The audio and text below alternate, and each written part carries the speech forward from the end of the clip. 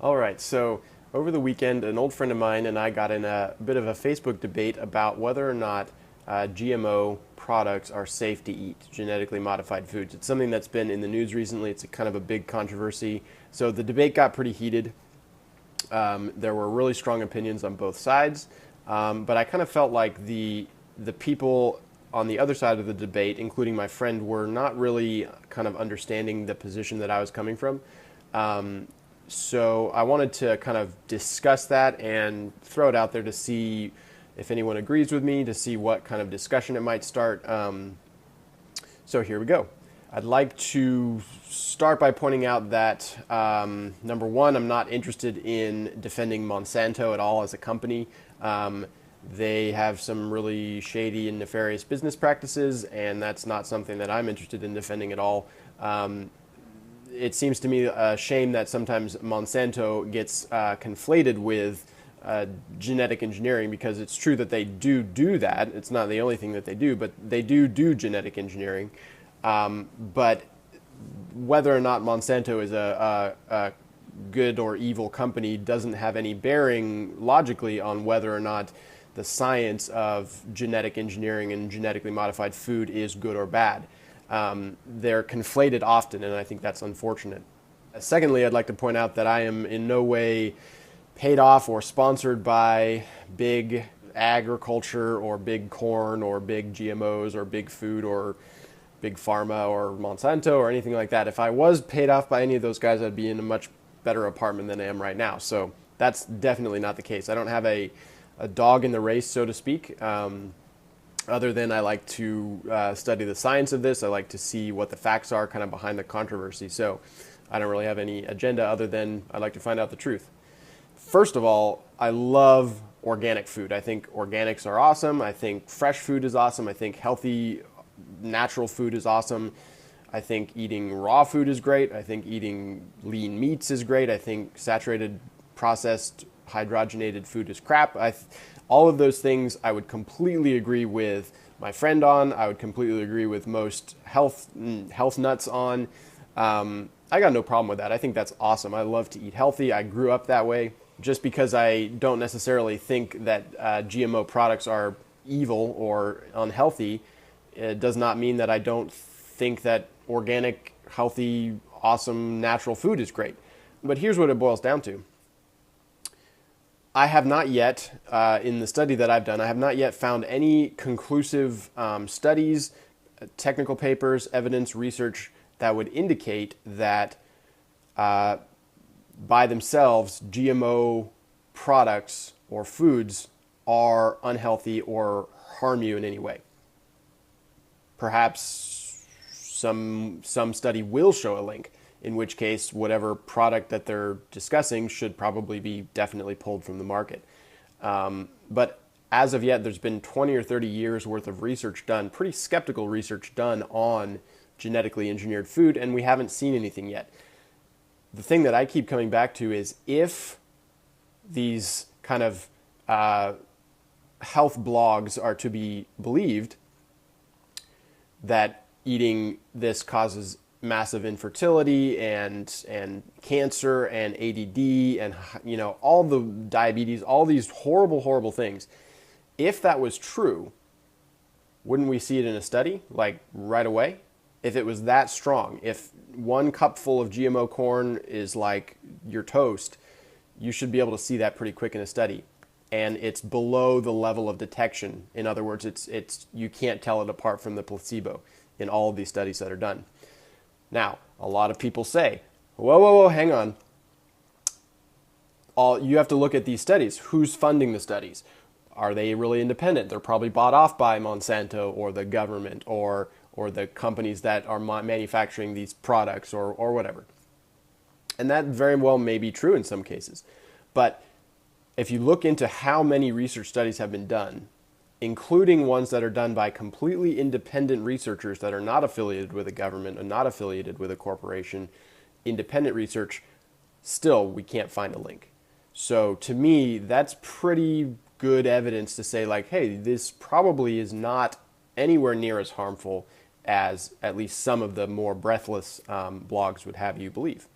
So ultimately, one problem that I have with a lot of the arguments that people advance against genetically engineered food is a logical fallacy that's known as the appeal to nature. Basically, it's the implication that something that is natural is automatically good and something that is unnatural or artificial is automatically bad. And it's really, really, really easy to make this kind of mistake because we see that a lot kind of anecdotally that it's true. And that may be true in some cases, but the problem is when you extend it to basically a rule that you judge things by, it turns into a fallacy. So it's actually very easy to show that there are plenty of things in nature that are very bad. For example, poisonous mushrooms. Tons of plants are extremely toxic. Nightshade, tomato plants are very poisonous in the leaves, but the fruit is great.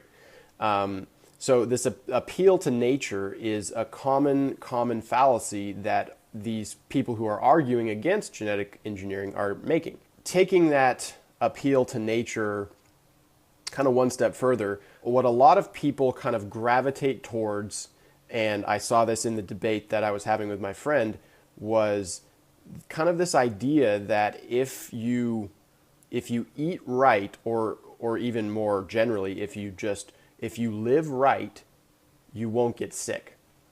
If you eat healthy or you exercise right, you won't get sick. Now, that's, again, somewhat anecdotally true because everybody knows that, diet and lifestyle are extremely important in not getting sick and not getting cancer, not getting heart disease. And that's very true. But a lot of the people, I believe, on the other side of this debate take it way too far, actually take it to a point that is very, very harmful. Because when you go past the statement that everyone can agree with, and doctors and health nuts alike can agree with, that diet is extremely important in health, that's good. When you take it one step further to basically turn it around and say, if you're sick, it must be because you deserve it because you ate bad. I'm not saying everybody does that, but I do see it a lot. And I saw it in this debate with my friend. My friend was saying, well, look, if you eat these GMOs, you better enjoy the cancer that you're going to get. And I thought that was a very kind of absurd statement to make because first of all, again, the studies have not shown a link there. But second of all, more generally, I think it's very harmful to perpetuate this idea that if you get sick, it's your own fault, because that's not always the case. Some people who are perfectly healthy and have excellent diets get cancer or get heart disease or just have a stroke or something. Sickness is not that simple. So I think it's very harmful to perpetuate this idea that, first of all, if you got sick, it's your own fault because you had a crappy diet. And second of all, if you just ate right, you wouldn't get sick. Or if you get cancer, if you just eat the right, kumquats or drink the right juices or take the right supplements or rub yourself with the right oils or whatever, that will somehow put your body back into the state of natural harmony. See the appeal to nature fallacy there again, and you'll be better. It's unfortunately oversimplifying the pathology of disease, and it's oversimplifying the effect that we can have on our own bodies, because we do have a lot of power over our own bodies, but it's not quite that clear cut. It's not that simple. So kind of my final point on the GMO argument is actually an argument that Bjorn Lomborg makes in his book, The Skeptical Environmentalist. Apologies to Lomborg, I don't have the book handy right now, so I might butcher his argument a little bit, but it basically goes like this. So one of the promises or one of the potentials of genetic engineering of food is that it has the potential to drastically increase the yields that we can get from the same crop area. So one of the reasons why there's so much research into GMO food production is that we're running out of space to grow more food, but the population of the earth is not shrinking. So we need to be able to grow more food in the same land area for more people. And of course, there are a lot of people who go without a lot of food in the world, in developing countries, so growing more food is going to benefit them as well. So genetic engineering is one of the main tools that we're going to be able to use in the next, say, 50 to 100 years to to tackle this problem of feeding everyone in the world. We don't really have any more land area to plant more stuff on. We got to get more out of the same land that we have. So GMOs are one way that we can do that. And so the argument that Lomborg has, it goes something like this. It says, so currently we cannot find any studies that show a definite link between GMOs and some disease. We should definitely keep doing research on it in case there is some link that we haven't found yet, for sure. But so far it's a couple of decades worth of research that have not been able to prove anything conclusively. So on the one hand, we have no proof of disease yet. On the other hand, we have the potential to feed, a couple billion people over the next 50 years. The argument that Lomborg advances says that it is immoral or unethical to hold back those advances from the people who need the food just because the debate kind of continues on whether or not this food is safe. So in the absolute worst case scenario, let's say there is a link that we haven't discovered that maybe makes you 1% or 0.01% more likely to develop some cancer if you eat GMO food. If it was any higher than that percentage, we probably would have already seen it in the lab. But let's say there is a very, very small but existent link there. So 0.01% higher chance that you're going to get cancer if you eat this. So over the population, maybe 300 people get cancer who wouldn't have normally gotten cancer, or 1,000 people get cancer who normally wouldn't have gotten cancer. I'm talking about a worst case scenario here. So compare that with maybe the hundreds of millions or potentially billions of people who will not die because of starvation. The people who will not die of starvation is a definite result. So that will happen if we are able to genetically engineer bigger crops for food.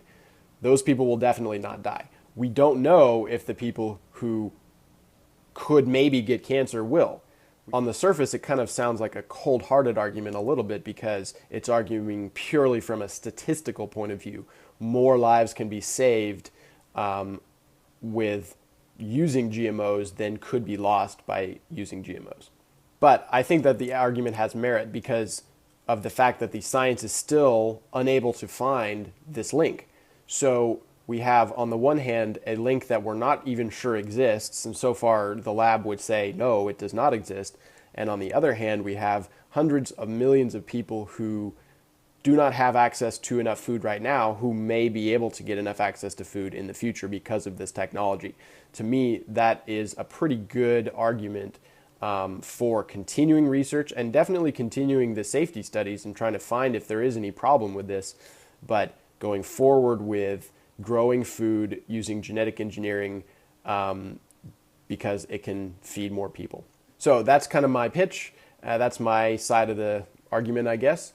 I'd love to hear what other people think. If you agree with me, if you disagree with me, that's great. Research it for yourself. Give me your comments. Let me know.